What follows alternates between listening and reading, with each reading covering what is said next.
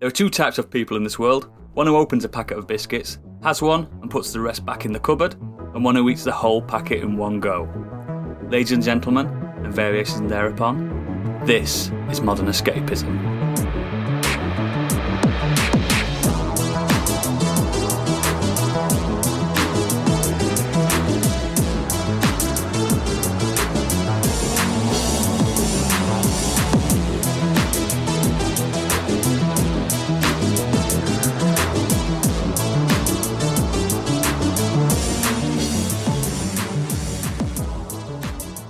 Hello and welcome to the show. My name is Oodles and I am joined by Gadget.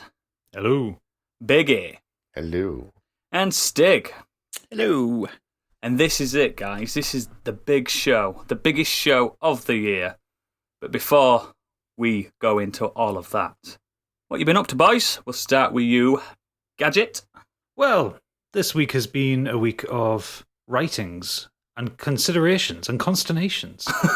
For you see, I have fallen arse first back into the world of D&D, and I have been obsessively watching Critical Role on YouTube. I have been catching up on Dungeon Dads on the podcasts, because I am writing us a one-shot to play D&D in a few weeks' time. I'm so excited. Fucking excited for it. Mate. The love you've put into this, and I haven't even seen the scenario. You won't see it until you get there. I know this is going to be epic. Yes. I just know it is. It is going to be absolutely wild. We have created our characters, but we're not revealing them now. Nope. They shall be revealed on the time when the bonus episode comes out. Mm-hmm. But yeah, I've just been... It was one of my things when we came back after a little break and we were looking to the future. I said, I want to play D&D. I'm going to finally fucking do it. That was my thing for the future. Yeah, you did. You said it a few weeks ago, didn't you? Yeah, and... I think, why not do it? No time like the fucking present. That's right. I wrote a new scenario for us because I'd written one last year, and then I deemed it was not good enough. Mm. Would you like to know what I was going to put you through last year? Yeah, go on then. So I was going to put you through a boss rush. And the idea was going to be your heroes, your created heroes, would be sucked up from wherever they are in the world by this malevolent force. I like the idea of being God. sucked up.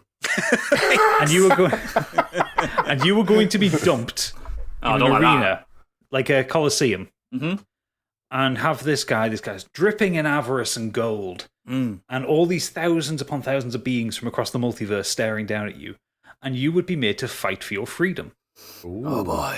And you would have to fight. Yeah, and you were going to have to fight 5 progressively harder bosses. Wow! To get your freedom. But the funniest part was, I was going to make you all fight each other at the start. Oh, bastard! Yeah, you bastard! Team. Yeah, because why not? I'm the dungeon master. I can do whatever the fuck I want, or rather, make you do whatever the fuck. I'm glad you're not doing that because that's horrible. I think I'd be first, considering my YouTube channel has Biggie dies on it quite a bit. The reason why I dropped it, though, is because there was no opportunity for role-playing. It was just all combat. So for the listeners, it would be a bit boring. Probably for you guys, it would have just been a lot of rolling dice. It wouldn't be a lot of the actual core of the game. Yeah. So I've written one where there is combat and there is a bit of exploration. There's a chance to have a bit of a chat with each other and all that. I might romance Biggie. You're very welcome to if that's what you want to. But yeah, I'm really excited about it, and I've taken a lot of inspiration from Critical Role. If you don't know what that is one of the biggest Dungeons and Dragons things going. It's basically, as they describe at the start of each episode, a bunch of nerdy ass voice actors getting around a table to play D&D. I like it. It's good.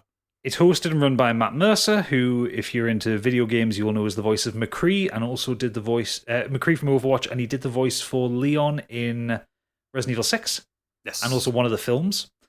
They also have both sides of The Last of Us 2, because Ashley Johnson, who plays Ellie, is in it, and Laura Bailey, who plays Abby, is in it. Oddly enough, they get on in real life. You also get people who've done voices for cartoons, like Travis Willingham and Sam Riegel, and yeah, it's absolutely brilliant, and it's well worth a watch on YouTube. They've got 2 campaigns going. They're on their second campaign. The first one was Vox Machina, which ran for 140 episodes or something like that. Wow. And the current one they're doing is up to 127, which is the Mighty Nine. And these are long as well. They're streamed live. They're like 4 hours long each. I was just going to say, how long are they? Wow, bloody hell. It's an obscene amount of things, but they're We're so going to do popular. it better. We're fucking not. I'm not as good as Matt Mercer. But I'm also not a voice actor. I mean, I like to play with my voice, but I can't do all the voices they can. But Yes, we're aware of that. Yeah, I'm really excited to. Yeah, I'm just really excited to play it, and it's been something that's kept me bouncing. I've bought a source book. I've got all the dice, and I'm buying you all dice. It's going to be fucking great. The thing is, it's happening soon as well. You won't have to wait too long for this. I'm hoping to get it. So we're hoping to record it by the end of this month, end of March, and we're hoping to get it. I'm hoping to get it edited and out by the middle of April. Oh yeah, seems pretty reasonable, doesn't it? I think it's perfect. Yeah. So, but it's also going to be we're going to do it on YouTube. I'm expecting Oodles to dress up as his character. I am. When do you want me to work on my death cries? Yes, it'll help. Yeah. If you can do that, if you get a bit of your Dragonborn language going on there. Usrada! Yeah. Just get some shouts going. But yeah, so that's kind of what I've just been like neck deep in nerd. That's the kind of thing though, like a proper DM knows how to put hours into his kingdom, and I bet you've put fucking hours into it. I've put about 8 hours into it so far. And you're only going through a dungeon. Wow. This isn't a kingdom. There isn't a world to this one. This is a one shot. This is a one-off. This is still. I'm very excited, and I'm sure the listeners, even if you don't know what it is, are very excited to hear that. So, what have you been up to, Biggie? I've been fiddling around with something that that got sent through to me via the Discord channel. Best Boy Angry Kurt, thank you very much for the shout. He sort of pointed me in the direction of something on Steam, which is only going for 3 of your hard-earned pounds. Sterling? $2.99. Wow. And it's a wallpaper engine. And it's really basic, but a smart bit of kit. So basically, once you install it, it gives you the options to discover wallpapers that lots of lovely, talented people have put out there, which is as far as I've got so far. And I just spent quite a bit of time finding all the ones that I like. Could you just explain to some people that might not understand what you mean by wallpaper? Yeah, so something as simple as having a decorative desktop, so where you've got all your icons on your PC. On your PC, your laptop, however you want it. You can have a nice pretty picture, because obviously Windows tends to send its own generic ones, but if you want to put... They're always usually landscapes, aren't they? Yeah, they are. But I like to put all sorts of things. I've gone for sort of film, space... Boobies? No, actually. Purely because there's a child around, otherwise, yes, you're right, I would. Always getting in the way. But anything that I'm sort of interested in that's acceptable, I will put that on there. And basically they're just slightly animated. The people that put them up there do various different types. So some are really very sort of subtle. So if you've got, something like a black hole scenery, then the swells of the black hole is slightly animated, and it just kind of looks really cool. Some a bit more got audio visualizers. So if you're playing music, then you can have bars bouncing on the screen to the music. You can animate your own, so if you don't like the ones that have already been provided, you just grab some of your own desktop wallpapers you've downloaded from somewhere and use the tools that come with it, so you don't have to pay anything more. Wow. And animate things as well. So if you find, a nice mountain landscape and there's a big lake in front of it, you can twiddle around with the tools and make the lake sort of shimmer as if it's moving. Oh, yeah. But yeah, it's not too heavy on the CPU, so it doesn't use up too much power. It can go on in the background, doesn't affect anything else you're using. Just a really simple piece of kit, but I've just had fun searching for stuff, seeing what people have put out there. It's nice to get in touch with your artistic side a little bit as well, isn't it? Appreciate what people have done and stuff. Can you rate their pieces? Yeah, and stuff you like can that? Leave reviews. You can put thumbs up, stars. I like a comments section as well. Yeah, it's just really cool. And I've personally already got thousands of wallpapers on my laptop from before. Yeah, but obviously they're static. So just having this is just something different, and it's a nice bit of something happening in the background on your Absolutely, when you're obviously not doing very much and you've got your wallpaper there. Excellent, thank you for that. Stig, what you been doing? This week, Well, on Friday, Amazon released the sequel to Coming to America. I did. Coming to America. It's quite confusing, but it's coming the number 2 America. Yes. So this Some week, top titling right there. oh yeah, definitely. That's too fast, too furious levels. I mean, it's fine when you look at it, but like to say it over, like say a podcast, it's like you've got to. It's coming to America. So I watched the first one again earlier in the week. I thought, I haven't seen it in ages. I'm gonna go back and watch that one, and I think it still holds up really well. Okay. It's night. This is if you've not seen it, it's a Eddie Murphy comedy from 1988. It's about a prince who decides to come to America to find his princess because he doesn't want to get married to the woman who his father has agreed to marry him off to. And it's a whole comedy based about him he's a fish out of water, basically. Yeah. So he's kind of Classic comedy trope. Yeah, he's gone to a different culture in a different land where things are completely different, and comedy ensues. And he goes there to find his princess, and he bumps into a whole host of Americans and American characters and stereotypes and stuff. But usually these comedies from that kind of era don't age very well. But I think it's pretty good. There's not really anything in there that I don't find you'd find too upsetting these days. But I think that might have been a problem having watched that and then watched the sequel. Oh. Is the sequel problematic? Because the sequel is just poor in comparison. Everyone's saying it's mad. Very poor. Like, I've seen people go, oh yeah, I really anything liked Eddie it. Murphy's done in the last 10 years, Yeah, apart from Dolomite. Yeah, it's like that. It really feels like those kind of Nutty Professor Norbert kind of style comedies. Ooh. And I think people are getting wrapped up in the nostalgia because, oh yeah, it was great to be around with these characters and stuff. And yet it is, if you probably haven't watched the first 2 nights previous and you're comparing them and you've got one of this classic Eddie Murphy comedy, which is absolutely brilliant.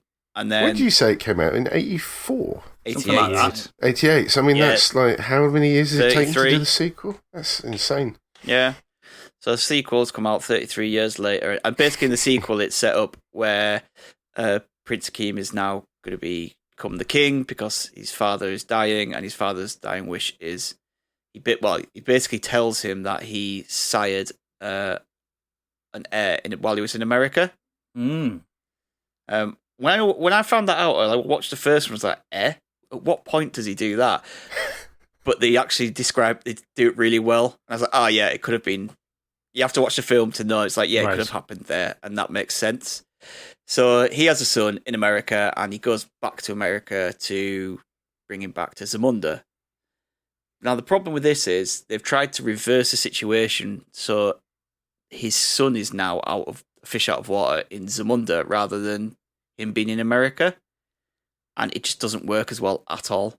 That's another trope of sequels when they do the same thing. Yeah, the whole thing is just a series of callbacks, repeated jokes, and like, even to the point where you see literal flashbacks of the first film.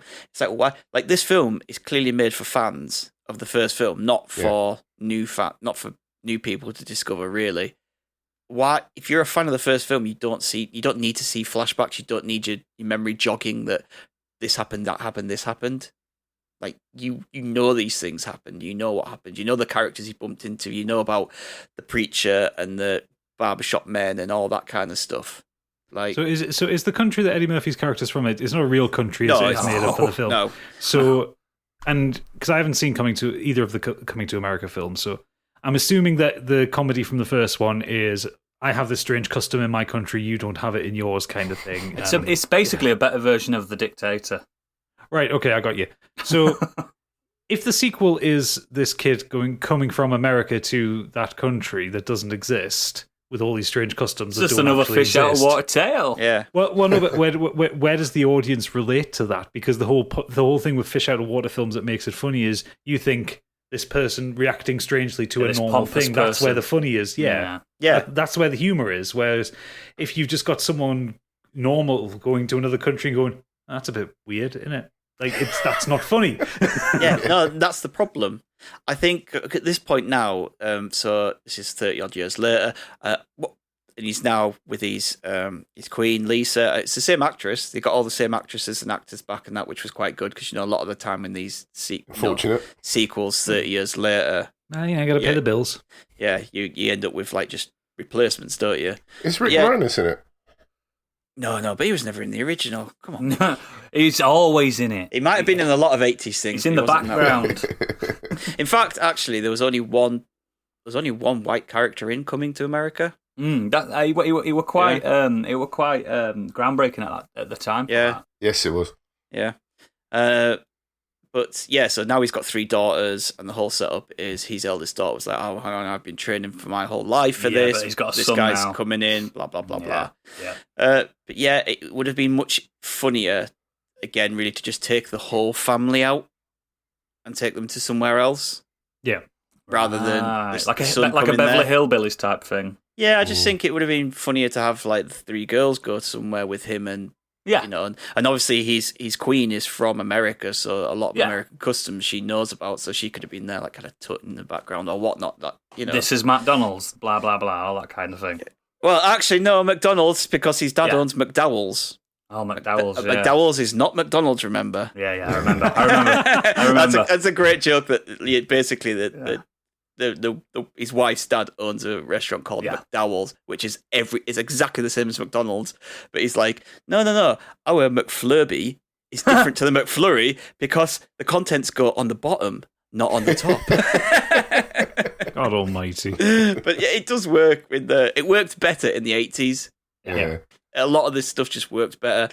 And there's a few chuckles in there. I mean, Wesley Snipes is having an amazing time with his character, and his is probably the funniest character out of the lot, playing a bit of a stupid African general dictator kind of. Is it? Wanting to start a war with Eddie Murphy's country because he dissed his sister was the one he was meant to get married to. So it's caused this friction. It's nice to see Wesley Snipes getting work. Yeah, but it's he is after all the bother that he had. Yeah, he is very. He's a good boy, really. He is very good in it. He comes from Next Doortopia. Oh yeah, we've all been there. I'm not even joking. I'm pretty sure that's the name of the country he comes from. And I was like, did I hear that right? And then like he says it again. And I was like, for fuck's sake. Was it like the writers having like a first pass on a Sunday? Like I'll just knock this out in a few hours. I'm telling you now, guys. Change that name. Get used to these reboots / sequels coming because people have got nothing else to do. Yeah, I didn't really like what they did with Akeem either. I get what they were going for, but his character, the character arc he has in the first film just seems to get completely forgotten about. Yeah. And he just goes back to this kind of lazy patriarchal stereotype. And I liked him in the first film. Yeah. Oh, he's brilliant. You should give it a watch, Gadget. I think it's really good. I don't think it's problematic in the way some 80s films are at all. So. I'm not worried that it's going to be problematic. I've heard good things about it. My main thing is most of my exposure to Eddie Murphy was his shit 90s and 2000s output. Yeah, so he wasn't good at it. Think about Beverly Hills Cop, mate. Good stuff. Yeah, but the first Beverly Hills Cop film I saw was Beverly Hills Cop 3. Oh, God, you started really in the wrong place for Eddie Murphy. Oh, dear. I know. And then the next Eddie Murphy film after that was the Nutty Professor. Oh, no. No. And it's one of those things. Like I'm very aware he used to be a very funny man, but I have not seen anything I've found him funny in yet. Okay. Yeah, but yeah, disappointed. Like even nostalgia couldn't save it for me, unfortunately. I just think, too many tired callbacks and repeat jokes and same characters. It's like you did this all before. I don't need to see it again. Do something new. Yeah. Well, it can't all be good, but I've been watching a film this week, and I really, really, really liked it.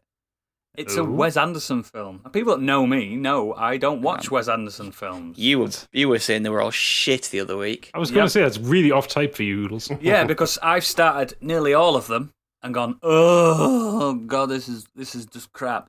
No, now I watched this film twice this week. Oh, it's The Life Aquatic with Steve Zissou. Oh, what a film! I watched it the first time with my phone in my hand, so kind of watching it, kind of not watching it, and then noticing I'm putting my phone down to carry on watching it.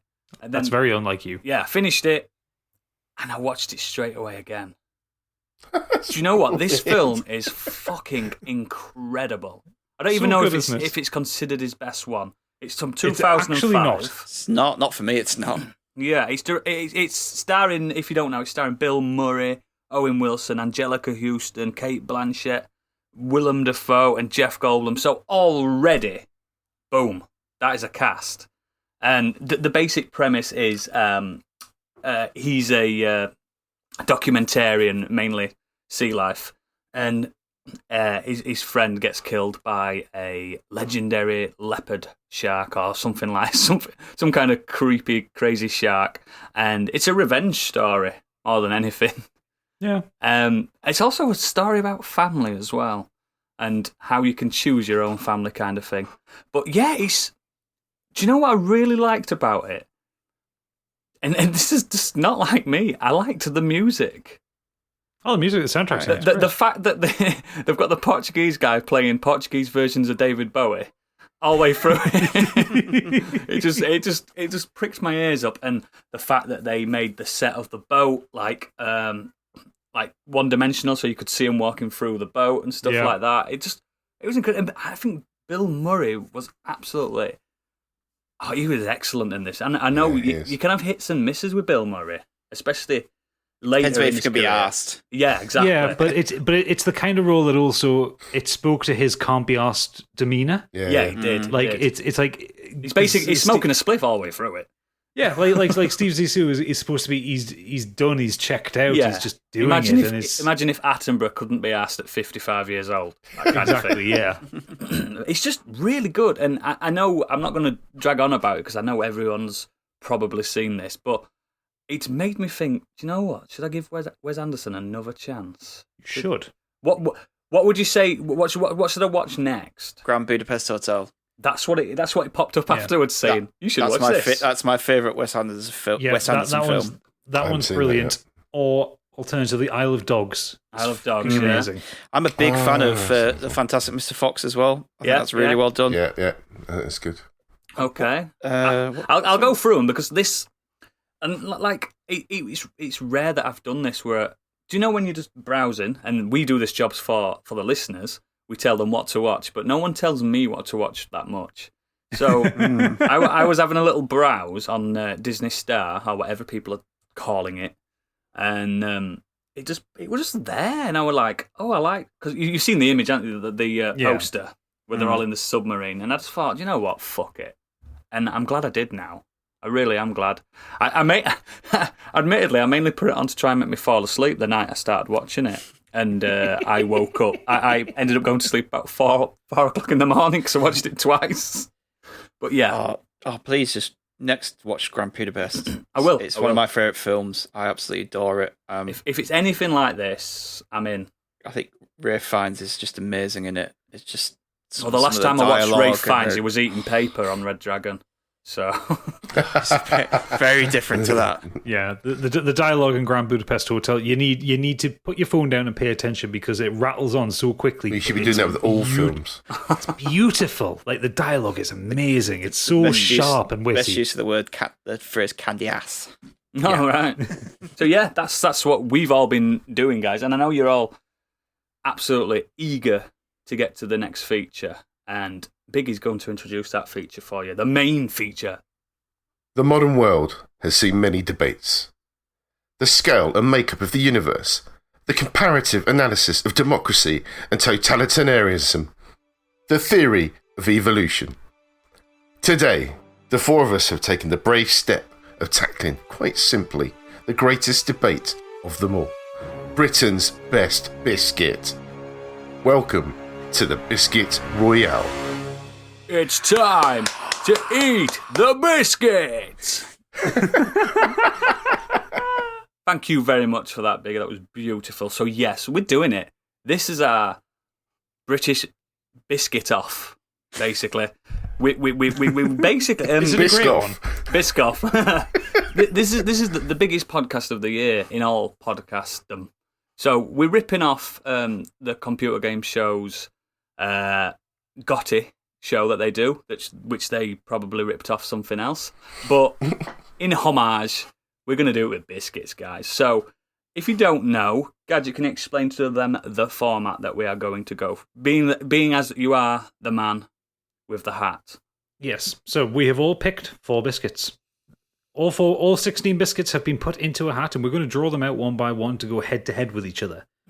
The ones that progress to the next round will then go head to head with the winners of the other rounds, and so on and so forth, until we agree on the biscuit, the king biscuit. Yes. However, to progress, you need 3 out of 4 votes. Yes. And if we come up with a draw, because there are only the 4 of us, we have to make someone change their mind. Exactly. It's the great debate. What hat is it? I think it's fedora or something.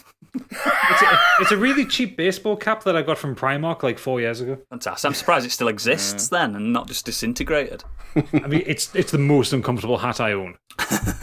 So, if without further ado, if you guys are ready, so we start proceedings, and you'll obviously, to the listeners, you'll know what we've picked when they get picked out the hat. Yes. And we are watching Gadget, so there is no cheating going on. So before we go into the big debate, you listeners, you biscuit munching buggers, have sent us a lot of feedback. So we thought we'd just flip the jammy dodger on its head and start with you guys first. So take it away.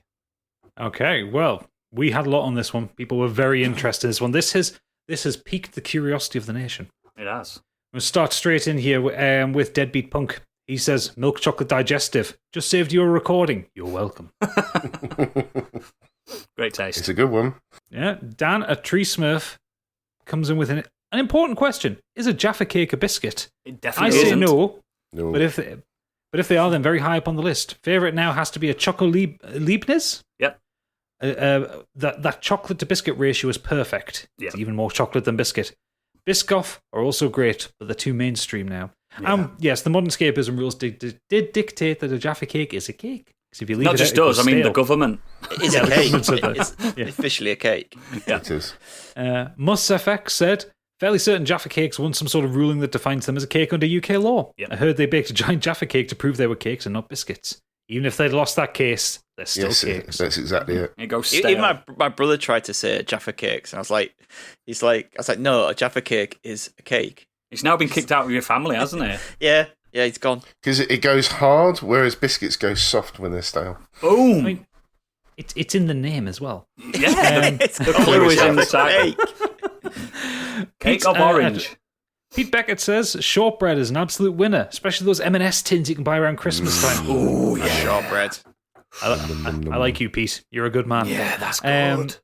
Matt at Mr. Matt 1985 says, not British, but Australian Tim Tams are the world's finest biscuit. Do like It's Tim a penguin- Tams. I have no idea what I've he's heard the talking Tim about. Tam is good, but it just looks like a penguin. Well, there's been plenty of scientific study, and the Tim Tams have won out over the penguin due to their chocolate taste rather than the contents. Yeah, I presume that was the reason why they were. Yeah, Tim Tams Nicer. are slightly better. What, Not by much. do we get them over here? No, but you can get them from, do you know them silly sweet shops that charge you £400 for a Hershey's chocolate bar? A lollipop or something. Yeah, you can get them from them. Sneaky at I Am Sneaky. He's come out of his hangover to say chocolate covered oaties. End of discussion. Good Next. choice. Good choice. Do you like a chocolate covered oatie? I do. Lady Azabat has come in saying bourbon biscuits for the win. There's a lot of fence sitters when it comes to bourbons, isn't there? Yes, discussion later, I fear. Yeah, absolutely. Catty McCatface at Biohazard Cat. She says Choco Hobnobs.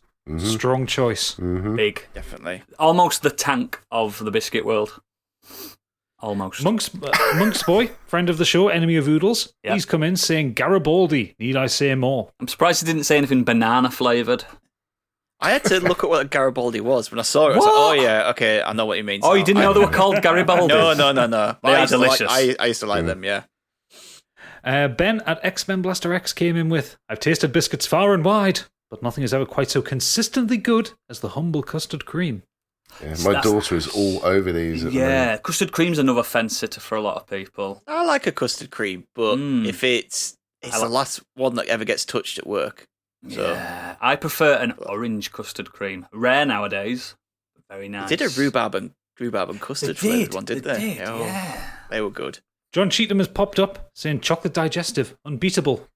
Strong choice. Strong. Yeah, it's a very strong choice. And last up, Best Boy Angry Kurt has popped in with an email saying this topic has been a very difficult one to come to a conclusive answer on.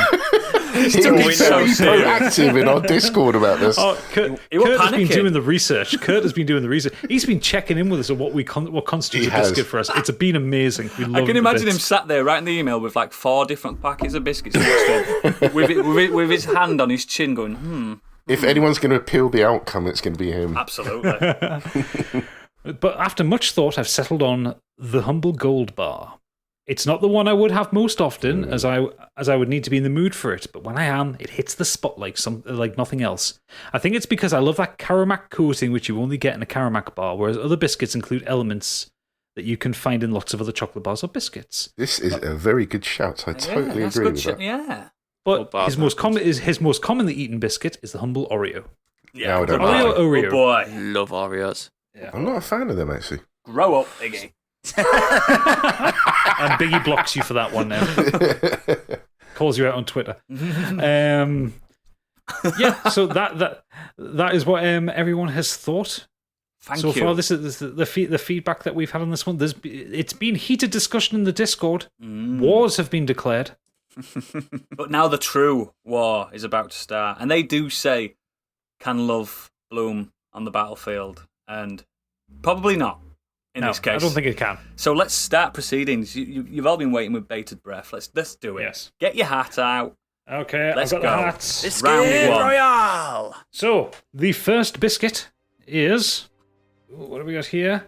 We've got a Fox's Viennese Melt, Oh, fuck it. which is Biggie's biscuit. It is. And that is going up against... Cue the suspenseful music. A double cream Oreo. Fucked it, mate. You fucked it. Ooh. So, Biggie goes first. Quite simply, Fox's chocolate Viennese melts. More yum for your crumb. That legit. We're drinking then, you comes dickhead. from them. And they are the biscuit equivalent of quavers as they melt in your mouth. Oh, the cheesy biscuits. Buttery Viennese shortbread biscuit sandwiched with milk chocolate, inspired by Austrian pastries. If anyone is going to be efficient at producing quality products, it's Austrians. Foxes have been making biscuits for over 160 years. This biscuit is just something else. It's just, as soon as you open it, it looks great. It's like a long biscuit. None of the square shit. It's middle class just as a fuck, nice- mate. It's delicious. It just melts in your mouth. The combination of the shortbread sandwiched with that milk chocolate, it is fantastic. marvellous. Mm. And whose was the double cream Oreo? Mine, baby.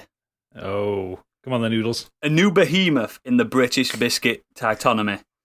Flying over to our shores from the divided states of America within the last 20 years. This biscuit doubles the fun with an extra 3 centimetres of lovely creamy fondant, surrounded on either flank by 2 cookie-based phalanxes. I'm telling you now, this biscuit is a beast. You ask anyone under the age of 20 years old what their favourite biscuit is, and they will say, oh, Oreo double cream, baby. It's a beast. It's a big wad of biscuit in your gob. It's good for dunking. It's got a great taste. It makes your teeth look disgusting while you're eating it. It's such a fun biscuit. It makes your milk look disgusting.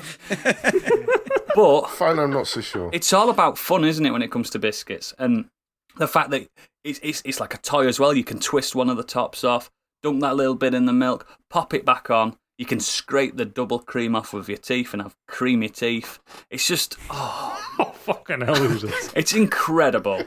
Creamy teeth. Yeah, I don't think your middle-class posh biscuit can stand a chance against the new kid on the block. Honestly, pal.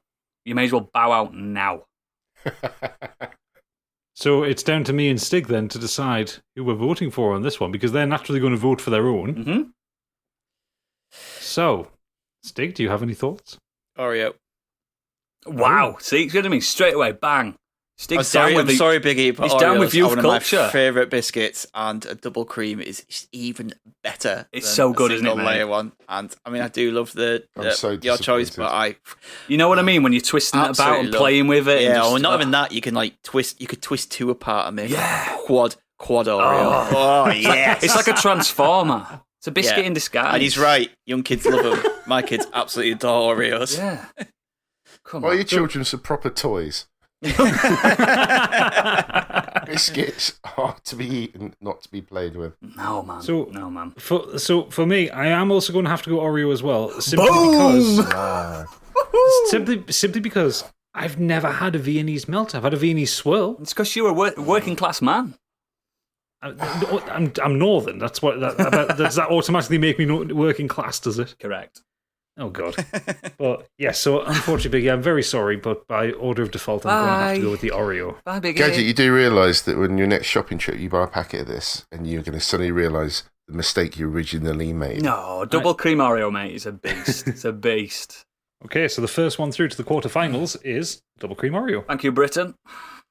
But then we need to decide what that one will go up against. So it's the next round. So first up, we have Fox's Crunch Cream. Here we go, baby. I'm back again. No rest And for the that's- wicked. Going up against... Oh, going up against me. The Caramel Digestive. Fuck. It's like he's already conceded. I do love a crunch cream now. Fox's Crunch Creams. Shitty panda mascot aside, these delicious crunch creams share a lot in common with an Oreo, but rather than a chocolate cookie shield, two rich syrup-flavoured biscuit beasts protect that delicious cream within. Now, this biscuit features, maybe not Fox's brand, but features on Honey, I Shrunk the Kid. Can you remember that when they get shrunken down? There's a big crunch cream there and they're all eating it and it looks like the most delicious fun time they've ever had. Rick Moranis is also in that film. I was going to say there's your Rick Moranis link there, Biggie. That's the first time I ever saw one. And then I managed to get to eat one as a child. And I remember thinking, why is no one touching this biscuit? Oh, I know why. Because it's secretly delicious. Because it's not chocolate.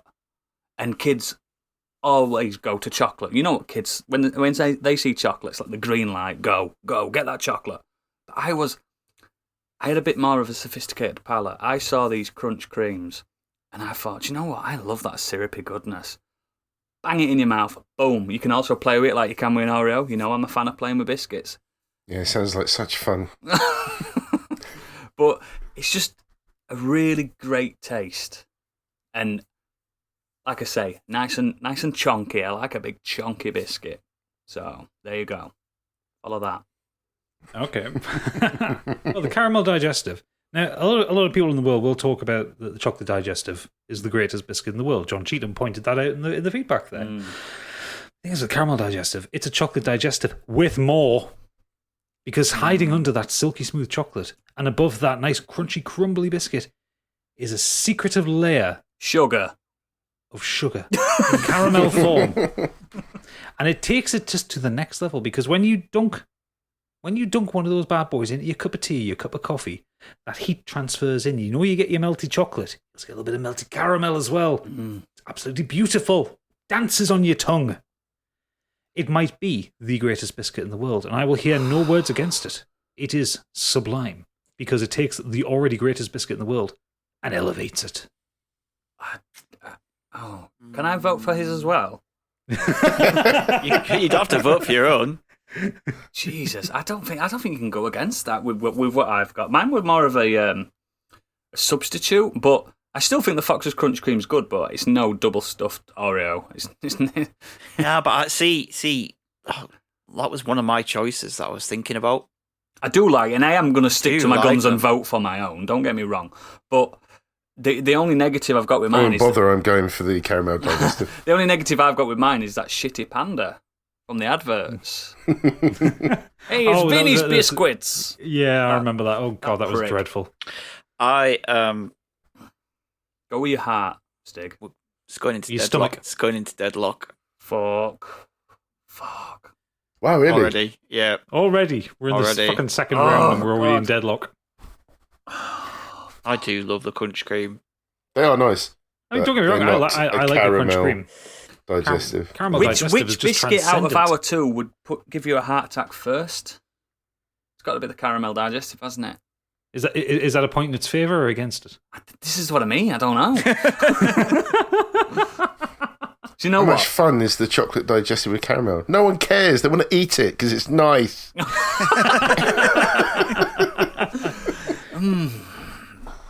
You're not gonna like change your mind, are you, at all, Gadget? No, of course not. It is the superior biscuit of the two. Don't get me wrong, I like a crunch cream. They're really nice biscuits, but then not a caramel digestive. Do you know what? Right. I want you to remember this moment, Gadget. Mm-hmm. In the interest of solidarity, as a team, I'm also going to vote for your choice as well. Oh yes, you made the correct choice, Oodles, and not to denigrate your choice. But I just think your biscuit could go further. yes. Okay, so that's made it into the next round. So Fuck. dump the crunch cream. Sorry. Next up we have a Choco Leibniz Yeah. Oh.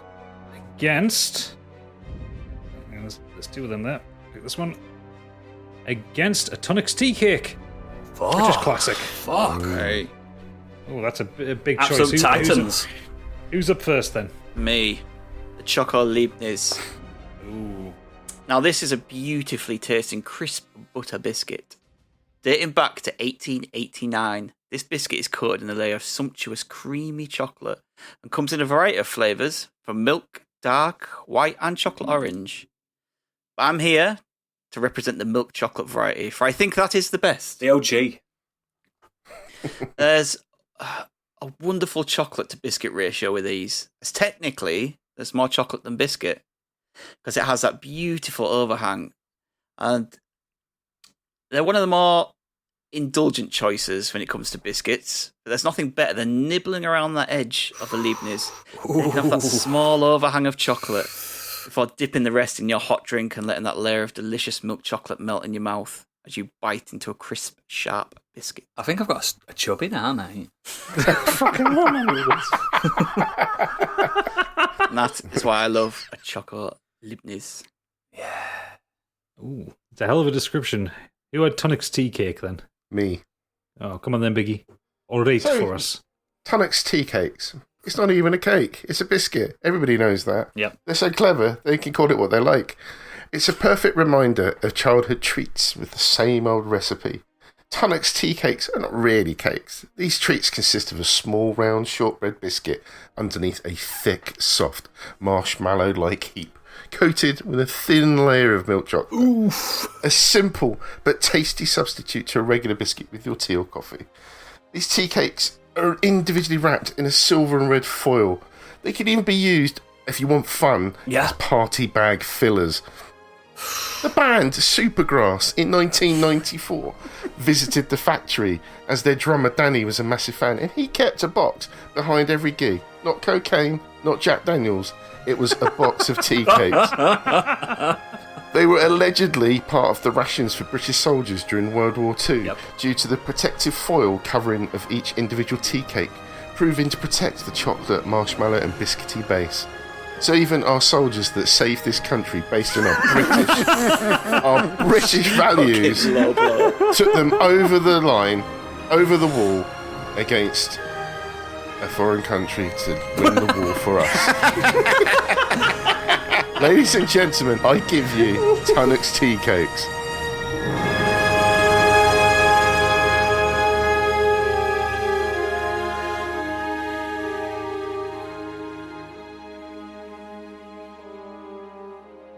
So is this debate now like Britain against Germany? It can be, and even so, if you want fun, you take that foil and you turn that into Unicorn from Blade Runner. You want fun, you can use origami That on those. foil, fuckers, it's just, I'm telling you. these days, mate, that's just extra packaging getting thrown into landfill. Oh, But it shows you the class that you get. Don't get that with From your mine. You food. get the recyclable packaging you can throw away and be recycled. Is it recyclable? Can you prove that? yeah, Yeah. It is. It's Well, I'm going to declare immediately that I'm going with Choco Leibniz just simply because can't stand marshmallow. really. really dislike marshmallow. I thought Newcastle was built on the back of marshmallow. No, it was built on the back of coal mining and alcoholism. Get it All right. I'm getting confused. Marshmallow's been something that ever since I was a kid I've wanted to like, but I absolutely just can't stand it. I can't even have like a little marshmallow and a hot chocolate or anything like that. It. I could just eat marshmallow, just like a bowl of it. Oh, love it. It's up to you, Doodles. To be honest, right, I adore both these biscuits, and they are stalwarts in my cupboard. Well, the tea cakes have to be in the fridge. I'm not a heathen. I like to put them in the fridge. I'm going to go with, like, do you know when you think about having a biscuit and you get that little bit of saliva in your mouth and you can almost taste it before? I'm going to go with that feeling right now and what I took into right now, if you allowed me to eat on mic. And I think this is tough, guys. This is. I feel like I'm at the Hague here. Like, didn't know what you were getting into when you thought of this one, did you, Oodles? No. I'm gonna do it. I'm gonna go with Tunnock's tea cake. No, I think I've eaten more of these than I have chocolate, and I do like I say, I can be persuaded. Yeah, but if you have a nice hot drink. You sat there. Well, you can't dunk a tea cake into it. And also, what about the chocolate? Yeah, do you know why? Do you know why they're fun, mate? Then you eat the marshmallow. Then you can have the biscuit. Or no one does that. No one does that. Bottom part. Yeah. No one does that because do you know why? You know why they're fun? Because they're fucking fun size now, Mick. They used to be big. They used to be big, didn't they? Now you can fit a hole in your mouth. So you're getting mugged off. No, I think they just got bigger, mate. I think you got bigger. No, they got smaller, charged you more. You're getting mugged off. Based on your wife's bakery, you're bigger. Oh, that's a low blow. We've got another deadlock, guys. We've got another deadlock. Think about that creamy chocolate that oodles. soft marshmallow. As you nibble around the edge. Gotcha. Can I just have a private word with you? Yeah. Could you be persuaded? Absolutely not. I can't stand marshmallow. Like, it's the critical component of the tea cake is the problem that I have with it. I'm like, I can eat the biscuit and the chocolate bit. That bit's What if fine. I ate the marshmallow for you? That's unsanitary. I don't know where you've been. I mean, after the pandemic, then I'll eat it. And it's then... not even then. Top quality chocolate, though, is it? Come on. The I chocolate don't think it's Tunnock's, mate. The chocolate they do the caramel wafer. What's wrong with you? Yeah, the wafer and the caramel. But that's not a biscuit. So we can't talk about that. You can't bring that in, pal. But the chocolate on the chocolate it's covered by chocolate. It's top quality chocolate. It gives you an indulgent feeling, but for cheapo prices. I feel like I don't want to concede another one. Because I am thinking about just continuing to be wrong out of stubbornness. In my head now, I'm still definitely tea cake. I just think they're brilliant. I think everything about them, like when you bite into it, and it just crumbles and it's an experience, isn't it? Yeah, it's like eating a Kinder Egg but with marshmallow inside instead of crap plastic. It's an orchestra of ingredients. Yeah, it is so good. I'm not backing down. You need to debate this more, guys. You need to Stig, you need to give me something else, pal. Like what? You need to give me a better debate. You need to talk to me, persuade me. I am backing down, and Gadget doesn't like marshmallow, so you're sticking with the. I don't think yours could stand the test of this whole competition. And can a Tunnock's tea cake? No, can a Tunnock's tea cake? True. Okay. All right. My own logic has destroyed me a little bit there. Because if you think about it, even if I change my mind now and push it forward, I'm still going to have the same issue with it further down the line, and it's just going to get immediately knocked out. Think about this though, Eagles. They come in different flavours if you want to go that route. Fuck, you like dark chocolate. Yeah, you've done it. They've got a white. It comes. Stop the talking. White You've one. done it. You've done it. Yeah. You've done it. Yeah, I'm voting that. Yeah. Unbelievable. I just thought about variety. Then in my head, I was like, the orange ones are brilliant and the white ones are brilliant. Yeah. Chocolate Leibniz is through. Yes. Fuck. You did it, pal. 2 down, man.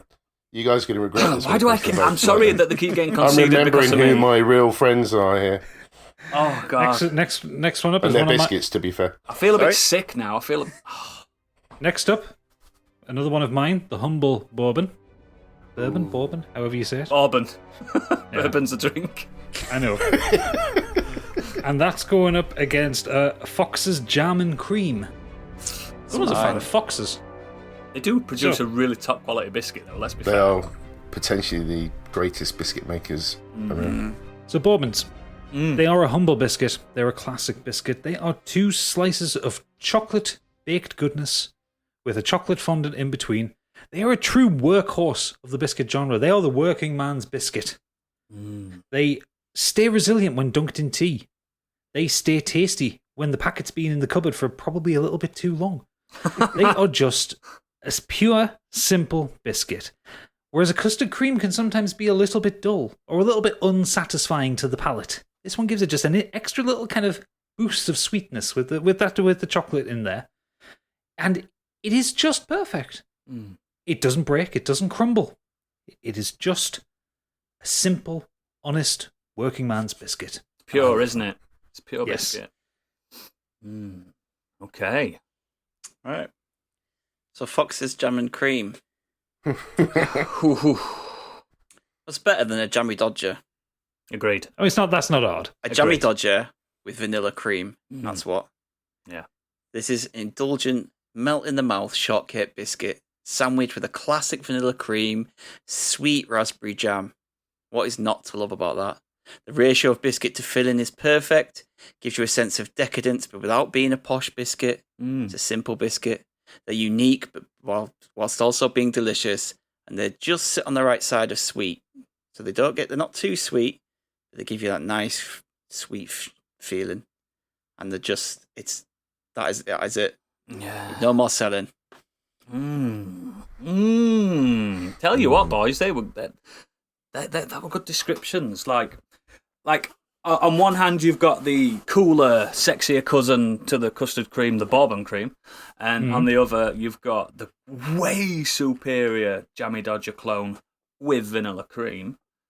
I will say I don't envy you two having to make this decision. If Stig had brought a Jammy Dodger to this conversation, I would have said it would have been a slam dunk for me. I But believe will Jammy concede Dodgers and a jam and cream is a good I think biscuit. Jammy Dodgers, the original ones, they're stale when you get them fresh. Jammy Dodgers are boring. A jam and cream just takes it to that next level. Yeah. But I think the bourbon biscuits tend to get left behind Really? if they're in a collection. Not in my box. house. I've noticed it. I do it myself. I always go for all the other ones. It's always left, or one of the ones left in the box. Yeah.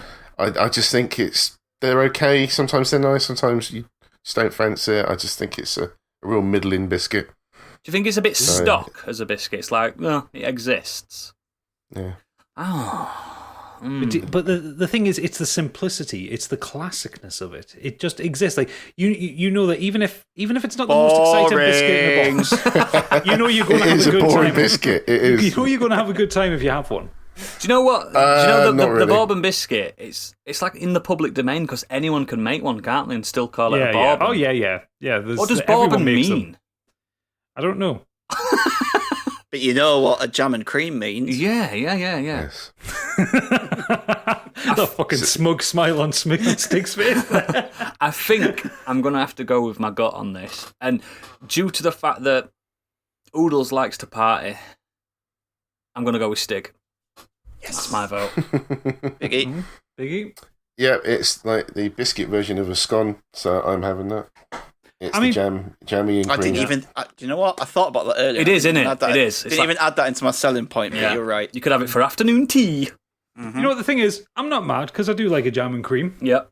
But a bourbon is a good biscuit. I think it's a I'm not even mad stalwart. It about should that. exist. I'm glad it exists. And I'm glad other ones do. it's way better than a custard cream. I'll give you that. Yeah. If that's any... Okay. And next up, we have a chocolate hobnob. Boogie's favourite. I hope this doesn't go against something. And we are coming up next against Walker's shortbread. Oh! I was scared this was going to come against the chocolate digestive. I thought you were going to say Walker's cheese and onion crisps. Putting heads. Right. Chocolate hobnobs versus bet. Walker's shortbread. So, chocolate hobnob. What do you look for in the perfect biscuit? Taste, texture, the snap, the crumble, the biscuit to chocolate ratio. And most important of them all, the ability to withstand being dunked into a hot beverage. No biscuit achieves all of the above more than the chocolate hobnob. A delicious, crumbly oat biscuit with a layer of chocolate on one side that's perfectly ratioed. This king amongst pretenders can be dunked into a lovely cup of tea, coffee, hot chocolate, or whatever hot drink of your choosing, and not only soak up that liquid, but perfectly do so without withering, falling apart, and becoming a soggy pile of mess at the bottom of your mug. In fact, if this biscuit is such a titan that if it could speak, it would ask to be dunked again and again and again. So not only is this biscuit tasty as fuck, but it's the preferred accompaniment to a hot drink.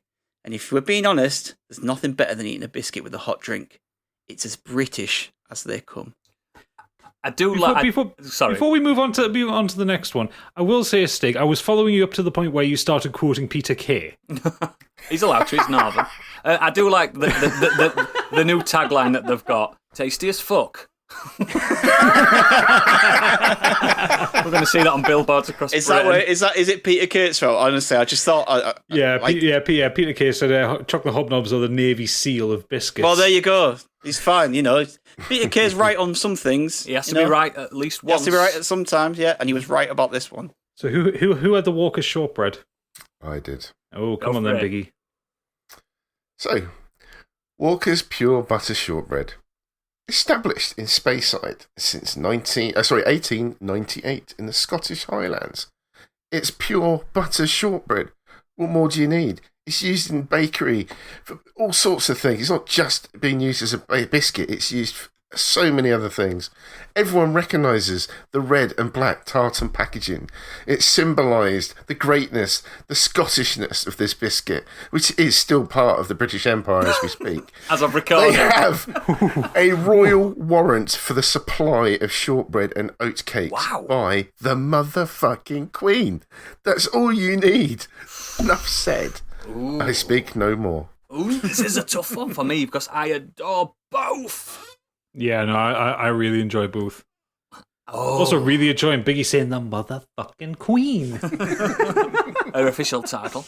Her official title, yes. It has been proven as well because remember that that expose they did on the royal family. She does have these biscuits on her. Let's call it rider. Yeah, she does. Rider. Yes. So they're posh biscuits for rich people. No, they're not posh because they're not expensive. No, they're used in bakery, mate. It's an essential ingredient. Ask your wife. Not talk about bakery. Talk about the quintessential biscuit. But on that, and I'm not going to go political. I do like shortbread though. But the chocolate hobnob is the Wolverine of biscuits. Its mutant power is to survive lava. Exactly. I genuinely believe, along with the cockroaches, it could survive a nuclear winter. Genuinely. A blast, in fact. Now, in my head, there's also a cost factor because you can get the Walkers quite cheap in some places. You often see them at 50p for a hefty pack. And it is the tastiest shortbread you can get. Hobnobs can, and sometimes you can only find them in like double packs, so they up the price to £1.50 and stuff like that. They melt inside the packet as well. Sometimes they do, yeah. I wouldn't, a chocolate hobnob in August, not so good. Dunking a hobnob into your tea, and it's a cold, chilly autumn day. Yeah, there is that. There's perfect. There is that. Hobnobs are dangerously Moorish as well. I can pound through like half a pack of them very easily. I can with shortbread though. If I have too much shortbread though, I feel a bit sick after a while. See, it's a lot of butter, a lot of sugar. Yeah. Whereas the hobnob is it's the oatiness and the chocolate. It's a nice practically a bowl of porridge. Yeah, it's a nice mixture. Another issue I can see now. I don't want to offend any Scottish listeners. Uh-oh. Here we go. Preparing the cut. But I do prefer shortbread with chocolate on. Do you know when you get them half and half from the bakery? Not Greg's, I mean a proper bakery. Aye. Where someone called Sandra works, or Sheila. a proper bakery where you can get a nice, good salad sandwich and stuff like that. One of those. And I prefer it with chocolate, like an accoutrement of chocolate. And for that, I believe I'm going to vote for the hobnob because it's best of both worlds, isn't it? Yes. And I think it could it could ride out this debate to the end, basically. I'm not sure how your logic went on that one, but all right. Yeah, yeah. Your brain doesn't work the same way other humans does it? No, time is a flat circle. Right. Okay. Also, the variety that a chocolate hobnob can come in, different flavours, full covering. Did you ever have the shortbread's used for the toffee so ones? many things? Toffee chocolate hobnobs. Oh, yes. Noodles has just witnessed shortbread can have chocolate on it. yes, but not the wax ones. Raisins in it. It can have It can have everything in it. It's used in everything. It's just an essential. I'm sticking with hobnob because I think the public would kill me if I didn't. Yeah, I'm going to go with hobnob because I think that's going to be the more popular answer. Sorry, Biggie. Yes. Sorry, Biggie. Fuck my life. I mean, it weren't bad. I do love them, and I probably will buy a pack now out of. It's the luck of the draw, isn't it? Yeah. I think if shortbread went against Choco Leibniz, I think you'd have won. Yeah, I do. Yeah, I probably genuinely. would have changed my vote on that one, to be genuinely. honest. I don't know, you've all stabbed me in the back so far. Fucking hell, it's taking it personal. You've all dumped my biscuit. Speaking of the next pairing, we have a Cadbury's Crunchy Melt Ooh. versus a Maryland Cookie. Ooh. It's cookie versus cookie. It is. Ooh. So who had Crunchy Melt? Is that you, Stick? That was me. It's me again. So, Cadbury's Crunchy Melts. I'm a lover of cookies. Soft or hard. Same. Doesn't bother me. I love both types. I love the combination of biscuit and chocolate chips. So when it came to making my choice, one of them had to be a cookie. I debated whether to throw in the old-fashioned, such as the Maryland, or Fox's Chunky Cookies. They're also good. But I eventually settled on these. I'll tell you why. Because not only are they delicious, hard biscuit with dollops of lovely dairy milk buttons throughout them, Yeah. but Cadbury's have upped the cookie game to the next level. Running through the centre of these cookies is a gorgeous, soft, creamy layer of dairy milk chocolate. Oh, baby. What a surprise that is. Imagine being past one of these, thinking it's a regular cookie, snapping it in two, and being greeted with an oozy, delicious centre of dairy milk. How good is that? Cookie Great on palm. their own, great for dunking, even warmed up with some ice cream on top. Yeah. A lovely treat. Yes. As the old saying goes, crunchy on the outside, soft on the inside. Armadillos. These are next level cookies from Cadbury's. And that's why I chose them. And that's the way the cookie crumbles. Oh, fucking hell, man. So for my Maryland cookies, I'm a man without conviction. I wasn't sure because all the biscuits I liked had been taken by everybody else, so I picked one that I'm familiar with. Now, I like a Maryland cookie. There is a double chocolate one, which is my favourite one. Based. It's in a purple package. Very Yeah. chocolatey. It's outstandingly chocolatey. But the main thing I like about them is that they're small, they're bite-sized. Yeah. I can chomp through a pack of these like it's nobody's business. They're a great comfort food when you're not feeling well, when you're full of cold. You're just like fucking tucked up in your bed, you've got a bit of a fever going, you just hate the world. You have your lem sip, but then you have some Maryland cookies, and you feel better about the world, even if you don't feel better in yourself. Yeah. It'll help you keep a positive mental attitude by just devouring 20 of these in one sitting. Wow. Yeah. I've never had what Stig said. I've never indulged. But believe me, what he just told me had me salivating. Big style. Just have a look at the picture of it, mate. Oh, I've just seen the picture, yeah, and I've walked past them in the supermarkets, and they've given me that as I've walked past, and I'm like, "Hi, girls," but I've never picked them up. Noodles, the cereal biscuit flirt. Trust me. Put one of them. Dunk one of them in a glass of milk or something. Next level. There is a factor though that I've got the elephant in the room is with the Maryland cookies. You can get lunchbox bags. You can.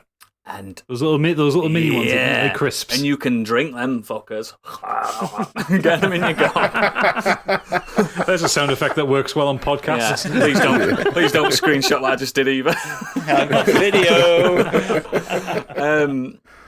So I think due to just the simple fact that I've ate them, I've got to go Maryland, and the lunchbox size and the double ones, the purple, they look like Prince's biscuits. If Prince was still alive, he'd probably pick Maryland as well.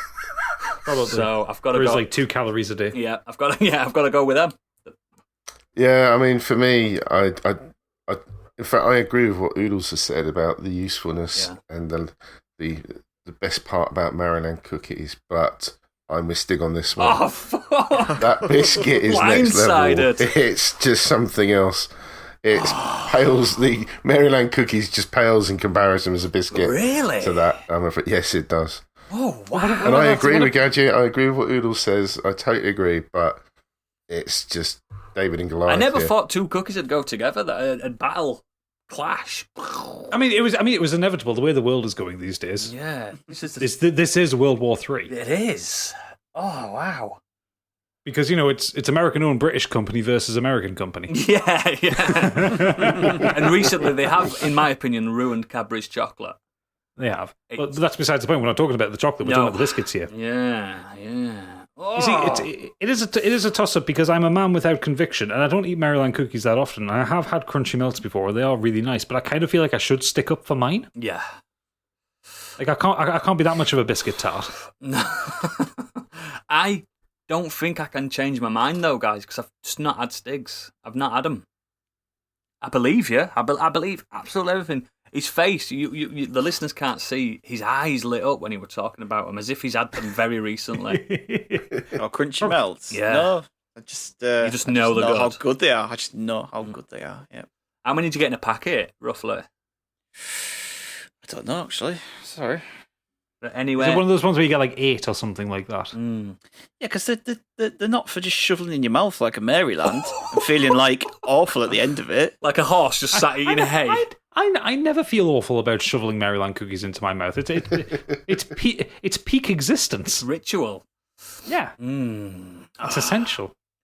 Biggie, right? Remember when you were younger, and your mum's like, Andrew, I've packed your lunchbox, and I've popped you a cheeky little treat. And you've opened your lunchbox up, and you've got your ham sandwich, you've got an apple, and then you've seen a little packet of Maryland cookies, baby. Think about that. Come on, change your mind. Let's get the big boy in. Let's get it in there. Come on. So Oodles, you can also get a double chocolate. You can get a soft caramel centre one as well. All right. Oodles was on the verge of swaying me, but I'm back in Stig's camp now because I did not know this. And I would have to investigate further. This I is... don't know how many's in a pack. 12. Oh, 12. That's a bit I think it was paltry, like 15 Maryland cookies, so it works out probably about the same kind of square footage of biscuit because the Maryland cookies are so small. Like, yeah, proper. That's what I'm saying. It's like the same square footage. There's more Maryland biscuits, but yours are the coaster-sized. Crunchy Melts are bigger. Oh. I can't be swayed on this. What about the texture of the cookie? How mountainous is the Cadbury's ones? I like a bit of a chomp to it. I like a bit of a... It's good. It's a proper... ravine, yeah. It's a proper snap-style cookie. Not hard, not too hard, but like proper... If you crack it, it'll give you a good snap. Perfectly I've good never for seen a man so conflicted over... Perfectly cookies. good How far can you throw them? See, perfectly good for dunking. You can't dunk a Tesco Finest cookie. They'll just fall into your tea. But these ones they fall in your straight in there. fingers, mate. Yeah, I mean, obviously these, Falls because they've got that layer in the centre and those little dots all around of chocolate chips. Does it bolster it a little bit? Yeah, you bring them up and they're all slightly melted. Yeah. Put that into your mouth. But then it's going on something I've not had before, and it's like I'm taking your word for it. And don't get me wrong, I trust you, Stig. I love you to bits. You vote for it and then go out tomorrow and you'll be like, he was right. Yeah, they are fucking good. Yeah. You know what? I think I am going to live up to my man of no conviction, and I will put Stigs through. Good. As a matter of course. So I haven't conceded another one. Yeah. So Oodles doesn't have to have some kind of a conniption or an embolism. Thank you very much. But Crunchy Melts are really nice. I'm going to try them tomorrow. We have 2 pairs left in the first round. Fuck. We have, first one is chocolate digestives. Yep. Versus Every middle schooler's favourite insult, the ginger nut. Both mine. They're both mine, so this was going to happen eventually. Would you like us to redraw? So you go up against one that's not your own? No, I can do this. I can do this. Okay. So, the ginger nut. You want to prove you have equality in your biscuit tin? Then bomb a packet of these ginger-based bastards into that barrel of calorific goodness. Great for dunking, hardy in a fight, and could probably drop-kick most biscuits to death. Probably. A ginger nut can destroy a biscuit tin by making everything taste like ginger. But for that reason, don't you think that its hardiness to survive is one of its biggest qualities? It's almost sentient in a way. Like, you will, like, if you've got custard cream in with a biscuit barrel of ginger nuts, they're going to be ginger custard creams. You know this. It's fact. And it's just a strong, powerful biscuit. And you want to talk about eating loudly while you're eating one of them bad boys? Whoo! Crunch, crunch, crunch. But, and it's a big but, McVitie's chocolate digestive. An undisputed stalwart in biscuit history. How do we make a digestive better? By applying tasty milk chocolate on its underside for a mouth party that doesn't ever quit. Now, simply put, the chocolate digestive, already stated on this show, is the best biscuit in Britain. There isn't a single person alive that's had a biscuit that's not tasted one of these things. They're there. It probably takes up the most shelf space in a biscuit aisle. They sell. You know this. You can't disagree with me. And they're both my picks, these two. But I'm absolutely 100% sure I'm voting for the digestive biscuit over my own ginger nut. I could all just vote ginger nut here. If you did that, you're doing it over cowardice. I am, because my vote is just digestive. I don't even need to. Discuss it. I remember. I think it's true. I remember as a kid, the biscuit barrel that my grandma had, there was always a handful of ginger nuts at the bottom. Yeah, and you know when that biscuit barrel got about halfway down, everything started tasting the ginger. Yeah, it's a virus. virus. It's a sentient biscuit. Yeah. Thing is, they're that strong and that resilient and that unwilling to die. You could build houses out of them. Gingerbread houses, yeah. But yes, the chocolate digestives go through. I'll vote for that. Absolutely. One as well. I kind of just wanted to put them in there because I know there are some diehard ginger nut, as they like to be called, ginger nutters. And if we didn't put this into this competition, we probably would have got us first 4-star review. So I kind of did this for you guys, for the ginger nutters out there. And don't worry, we do see you. We know you're there. And we appreciate you. But just, fucked it. The final round that we have, going into the quarterfinals, is the McVitie's Boaster versus the Caramel Roundy. Sorry, the Cadbury Roundy. So, what is a boaster? Because I haven't heard of this one. What? You call yourself an aficionado? No. Who said McVitie's Boasters, my good friend. It's on your Tinder profile. It says Biscuit Aficionado. Look at his face. They were the big bad biscuit boys when they came out, I can tell you. They were my official Scooby snack for me during my college days. I bet they were. These bad boys come in a perfect balance of a buttery cookie, which is probably about the same size as Captain America's shield. Yep. It came with Belgian chocolate chunks and with hazelnuts. That's all you need. There's a perfect balance within each biscuit. Was the perfect amount of chocolate chunks, the perfect amount of hazelnuts. And before you knew it, the packet would be empty, and yet you would savour each biscuit and every single bite as that buttery biscuit base would crumble in your mouth, followed by that nuttiness and smooth chocolatey textures that only Belgian chocolate chunks can bring. Yeah, boy. Did I say it has Belgian chocolate chunks? It does. It has hazelnut. It has a buttery biscuit base. What more do you want? Okay, yeah, that's it. That's all you need to know. It's a beast. That was a hell of a speech, that one. But I will dive in here with the Cadbury's Roundy. So this one is a reasonably new biscuit. This one has only existed since the Kraft takeover of Cadbury's. and I'm fairly sure it's an American thing based on the stature of this biscuit. It is 2 layers of biscuit with a little layer of chocolate in the middle, drenched in Cadbury's chocolate. If you think a chocolate Leibniz has thick chocolate around it, no, you need to try a roundie. These things are like hockey pucks in size and in consistency. There is a perfect. It's not even perfect. It's an imperfect amount of chocolate around it because it's so vast. Right. But the biscuit inside is nice and crispy. It's and crunchy. You get a good snap out of it. But it's a satisfying snap. You have to put the work in to get through the chocolate to snap it. Right. They are sublime. The biscuit does not suffer from dunkage into tea because it's the chocolate there. So you get that melty chocolate taste with the heat of the tea, but your biscuit retains its entire structural integrity. These things could take down a starship. I'm telling you. You launch them fast enough, they could commit a war crime. Wow. They are brilliant. Wow. I've never had a roundie. Nope, me neither. I have. This is tough. Is it? Is it really so tough? Do you know what? Boasters. I've never even heard of a booster. Oh, mate, seriously, they are. But they're like the chunky cookies, aren't they? They are top right, tier. Okay. Do you know what the trick with a boaster? I always put them in the microwave for 30 seconds. Oh yes. Ooh, you wrongin'. Oh, I'm a rotter. No, see, that's what It's that hazelnut. It was that Yeah. taste of the hazelnut and the chocolate. Oh, I don't like an overload of chocolate on my biscuit. On my chocolate bars, absolutely, but we're not debating that. I'm going to go for the boasters because I know they are beasts. They are incredible. And I can imagine being an excellent Scooby snack. Absolutely.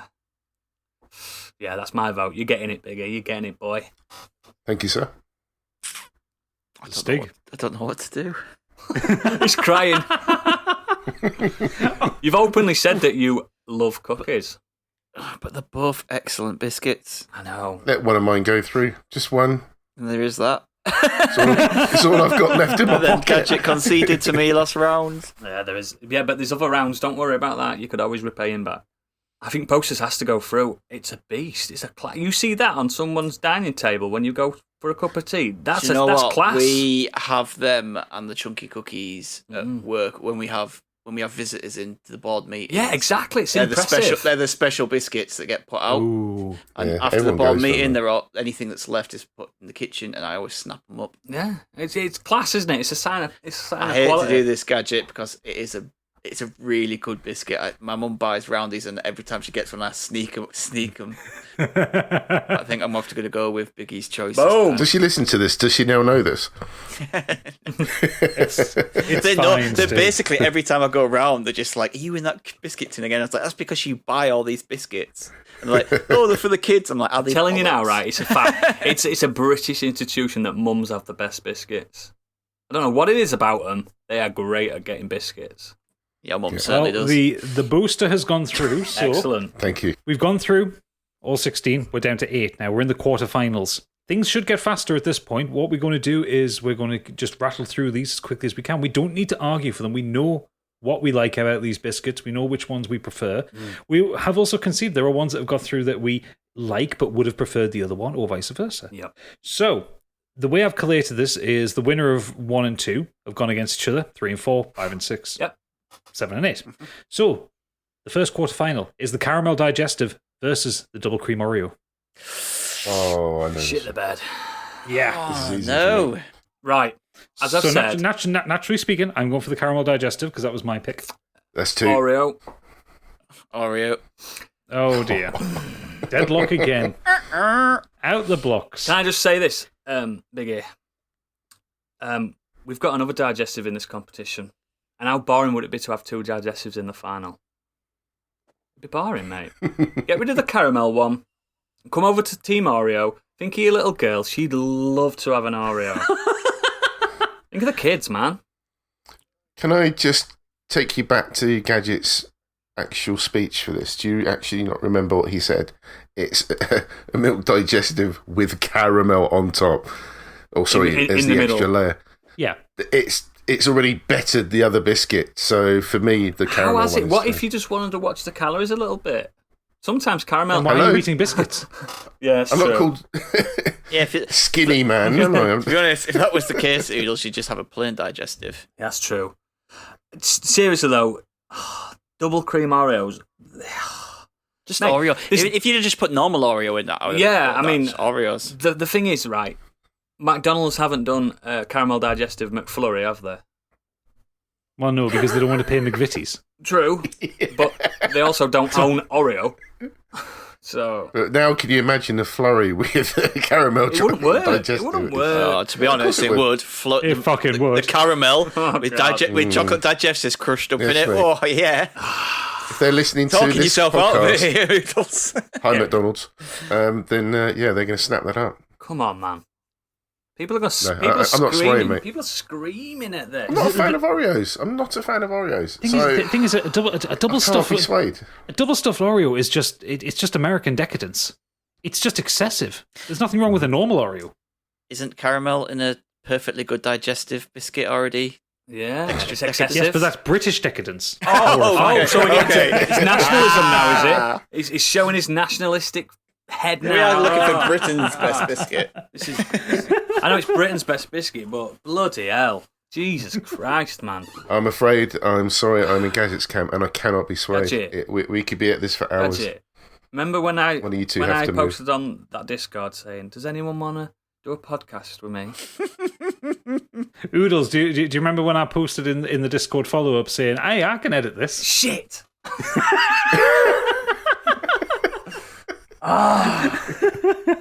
Oh, God. But it's an Oreo. It's a sensation, mate. There isn't a category on YouTube called caramel digestive. There's Oreo categories. There's I just this don't podcast like on the it. biscuit You've got of pumpkin Oreo. I like the spice. middle You've got bit. chocolate. You've got double. You've got strawberry. You've got fucking hell. Cake. I could go on forever. Now, I'm not But going I to be don't moved on like this one. any of them. I'm not going to be moved on this one. It's one of you two's going to Nope. have to cave. Yep, 100%. I'm not moving. I'm not shifting. It's down to Stig. Absolutely love Oreo. Great. I love Oreos. I know you do, and you should. Absolutely, would have been it would have been completely in my pick if Oodles hadn't got it first. Mhm. I've smashed through a pack of Oreos like I nobody's could eat some business. now. Caramel digestives, I'd be like, oh yeah, I'd have to have a... The pack of Oreos that we get into work, It's got destroyed, yeah? it get by me. Yeah, yeah. It's almost gone within a day or a day and a half because You're I've the just phantom smashed Oreo it, thief. basically. I don't want to have to do this, but I know you don't want to, mate. I know it's not you, it's them. Just do it, Stig. Do it quick. no, I still think it's. Yes! He's coming back! Come on, man! Oreos! I can't vote for a biscuit that I don't There's even like. a- I and just that is can't. fine. There's That even is a fine, and- podcast about Oreos. Do you know what I mean? If Gadget- Gadget you don't want stuck by his Gadget to, like, marshmallow, I have to use the same have conviction. to get Gadget to change his vote again. Gadget, come on. It's not happening. I've Against already his done own. it twice. Come on, pal. You've got no conviction. You've told us this. Do you like Yeah, Oreos, we came with Gadget? cookies. Yeah, Oh. He said he liked them bad. earlier. He said he liked them earlier. Yeah, Now he's he's changed. bad, Ain't but they? I don't like them as much as I like caramel digestives. Fuck's sake. If I flip a coin, does it? Yeah, do it. What happens if it lands on Oreo? Fuck. Just do it, Stig. Just get it over and done because I can't stand this anymore. Right, let the record be known that the Oreo is far superior, Thank you, mate. but because These dickheads. it ain't going to move forward, and we can sat here for ages, I'm going to go for the digestive caramel. But Oreo, I'm sorry, you're in my heart, Lest we forget. but Let the record show that I will- Stig is completely wrong. now I will eat Well- you out of solidarity next time I'm Yeah, in I'm the going to office. buy some tomorrow. I'm just Yeah. eat them in Gonna front sit of and everybody. cry. Yeah. So I'm sorry. I am sorry. caramel Pour digestive one has out a over the floor Yeah. like a packet, Reluctantly, I'll to move this and then on. pick them up and eat them. caramel digestive has advanced It's a- to the semi it's a fine semi-final. Semi-final, yeah. biscuit. That's... Sorry. So Go. Stig, I'm very sorry for what I'm about to do to you, but the I know next it's round two. is Choco Liebner's and jam and cream. So it's down to us, isn't it, really? Yeah. So which one are you voting, Stig? Chocolate Leibniz. I think that was your first pick anyway, wasn't it? That was like No, Hobnob. a hobnob, yeah. Sorry, yeah. Yeah. I'm going to go with the Choco Liebner's on this Chocolate one. Leibniz was my second one. So Biggie, what are you doing, pal? I'm going for the jam and cream because it was so much fun. Fuck you, Choco Libnes. Okay, that one's gone straight through. We have our first semi-final pairing. I do like them both, though. Next up, we have the chocolate hobnob versus the crunchy melt. Is this me again? Both It mine is you against again. each other. Fucking hell. How did you manage to get all 4 of yours through? Because you voted mine out. Yeah. Because I I remember chose biggest excellent. downfall. Because I chose excellent biscuits. Yeah, hobnob versus It's the crunchy hobnob, melt. isn't it? It's hobnob, isn't it? It's a king among biscuits. How Yeah, can I'm you? going How can you go hobnob. against a hobnob? Hobnob for me. 100%. I'm afraid that 2 of mine have had to go because they've gone against each other. Which Hobnob. that's the look of the draw. But yeah. Hobnob. Yeah, so I think Hobnob is a king. Okay, and the last pairing to go in for the semi-final is chocolate digestives versus the boosters.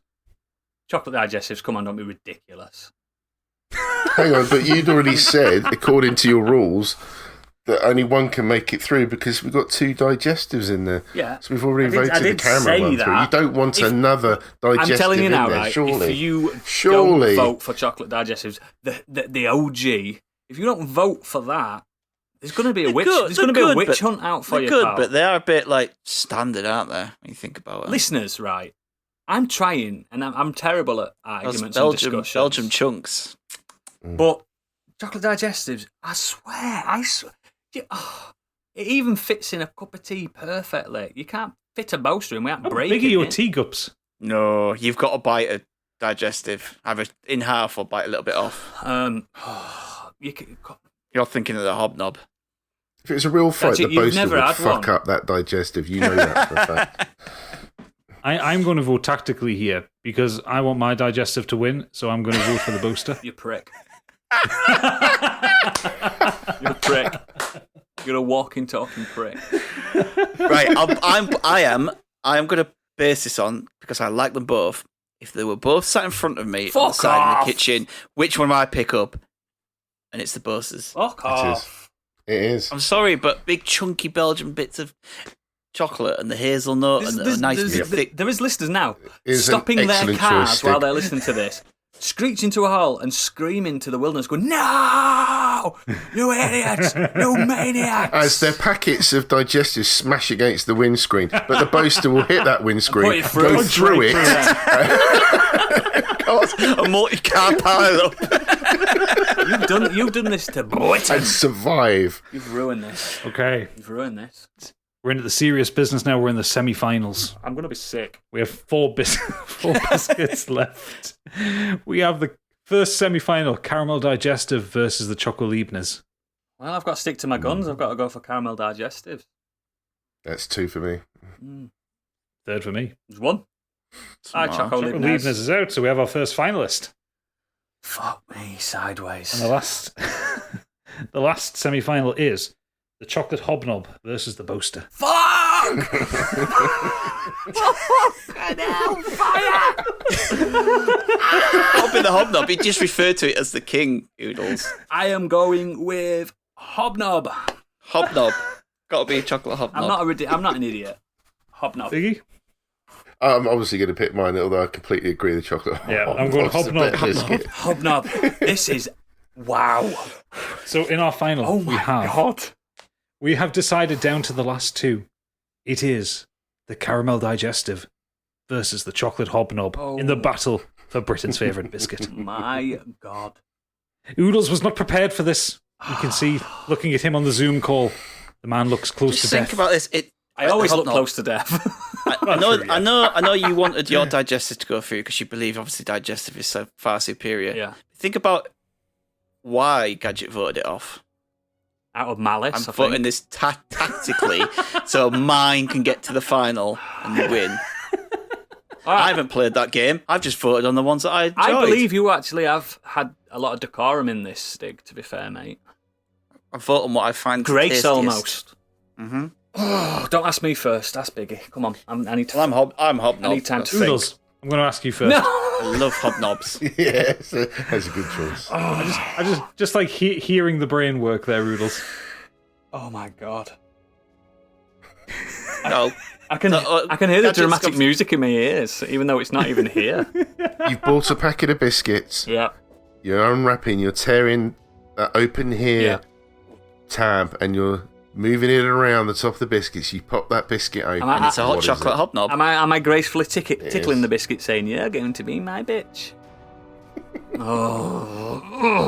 It's caramel's too much, mate. You don't need all that. You just need that lovely biscuit with that layer of chocolate. Caramel's. Yeah, I'm not saying where I'm going at the minute, because I'm just very concerned with how Oodles is doing. I'm not doing well, mate. Mine are out, so it's not about. This is about Britain now. That's what this is about. Oh God, I don't often see a caramel digestive in people's houses. You do quite often see hobnobs but I haven't been in people's houses in about 2 years. So God knows what the biscuit landscape looks like nowadays. Just think though, this only got through. This only got through because I had to concede. I didn't want to. I know, mate. I know. Oreo would have been my favourite, and I'd have chosen Oreo over. I know you would, Pat. I know you would. I know 100%. And I'll never forget that ever. I think I'm going against a grain here. Yeah. I'm going to go hobnob. So is that 3 votes for the hobnob? It is. It is. Oh, I thought Biggie had gone. Oh, Biggie had gone hobnob. Oh, excellent. Britain. There we go. We have our winner. The chocolate hobnob Yes. is Britain's favourite biscuit. Officially. This is official. Yep.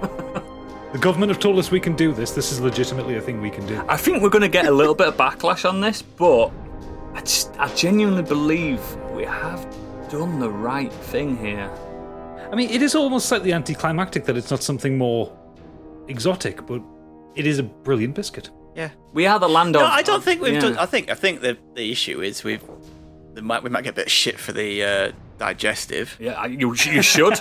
You should. Had it been allowed, I think the Pink Panther would have made it through. It's not a biscuit. No. We're doing Britain's favourite wafer next year. That'd be a Kit Kat. Yeah, exactly. I think this experiment / official addendum has proven to all of Britain, to the millions of people listening to this, that we probably have made the right decision if people stop and think about it. Because what do we want from a biscuit? We want flavour. We want sturdiness. It's not sandwich. It's not soggy. It's not, you know what I mean? It needs to be dipped. It needs to be dunked, or whatever you want to call it. And yeah, I think the chocolate hobnob's a bona fide banger.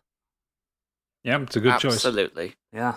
The caramel one's a deserved runner-up, but I think... No, I think the normal chocolate digestives should have been the runner-up. Oodles, you're too bitter for biscuits right now. I know. I'm going to go downstairs and eat a banana. But yeah. Have you seen what we've done? We've pushed him to fruit. My God. Bastards. But yeah, that was it, guys. I hope... You made the right choice. Yeah, you did. I hope you really, really enjoyed this. You might have thought coming into this was going to be tongue-in-cheek, but we clearly are very passionate about our... serious business. Our snacks, and one day we may do crisps. No. I'm emotionally prepared for that, Oodles. I need a lot more therapy before that. Yeah, maybe in a few years' time. But yeah, we've got some socials to bust through first, so take it away. Yeah, you can find us on Twitter at modernescapism. On there, you'll find a link to all our episodes, socials, and Discord. If you have any comments, you can do so either by tweeting us or emailing us at modernescapismpod@gmail.com. If you like to watch gaming streams, come and watch us on twitch.tv/modernescapism. Saturday night, Oodles is back to finish his Bioshock 1 stream. Mm-hmm. Mondays, Biggie is back in the world of Dark Souls. Watch him die repeatedly as he tries to finish still Dark in the Souls depths, for the first time. You? No, he's in I took out the big... the gaping dragon. The gaping dragons, and now I'm on my way into... Light down, baby. Awesome. On Wednesday, Gadget and I are back in Tal Volantis as we embark on our co-op run of Dead Space 3. What a strange game. Very surreal game. It was weird when I played it through the first time, and I have very little memory of it. Yeah. But it's even weirder playing it in co-op. I liked on your stream stick going, these buttons are crap. They are. The bloody button layout is terrible, and the fact that you can't change the layout is even worse. Yeah. So I'm constantly, like most normal games, the run is you push in the left analog stick and you push forward, and this is like LB or something. I'm just like, it's not nice, is it? It's terrible. I had to figure out. I'm sure next stream it'll be exactly the same. It'll take me a while to figure out what buttons are what again. But actually, it's quite pretty in places for an old game as well. I was quite It's got impressed. good art actually, design. My favorite thing as well is when we're working together, we're going through a corridor together, then we go into a cutscene and Stig disappears. Yeah, because they haven't put his character into the cutscene, and then we come out of the cutscene and he's next to me again. Wonderful. A sequence of a train or something blowing up, and you get to the end, and all you see is Gadget's character jump off and get grabbed, and I'm like, where am I? You were but your character is already on the ship catching me. Oh yeah. It's a surreal game. Wonderful though. Also, if you would like to leave us a 5-star review, you can do so on Apple Podcasts or wherever you get your podcasts, and we really appreciate those. So, if you don't, we'll send you a packet of rich tea. Oh, nobody needs that in their life. Maybe we should do worst biscuit next time. Oh God, yeah. Put Oreo in there. Thank you very much for that, there, Stig. I appreciate that. Yeah. We are expecting feedback from this episode, some major feedback, and I think it's going to pop off in our Discord. So please join us.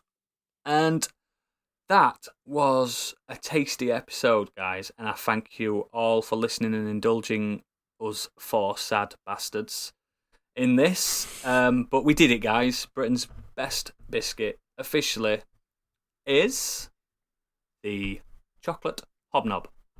Absolutely.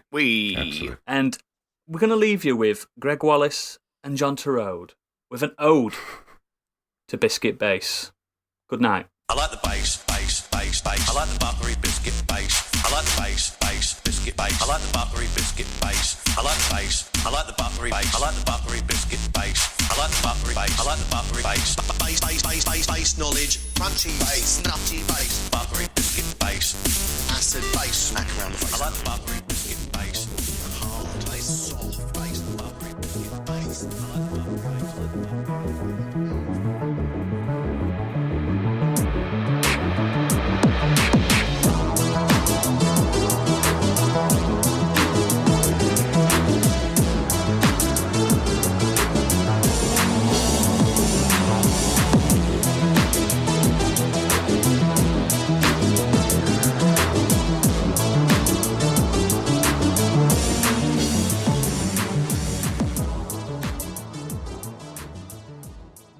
So my stomach decided that I needed to go for a poo. Was that the world's quickest poo?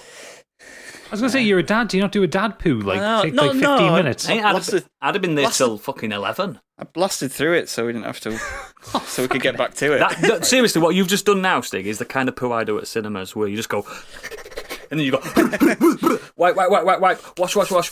It's just like, you get some water. Easter egg. No, Thank you. I've just been wanting to say that for so long. No.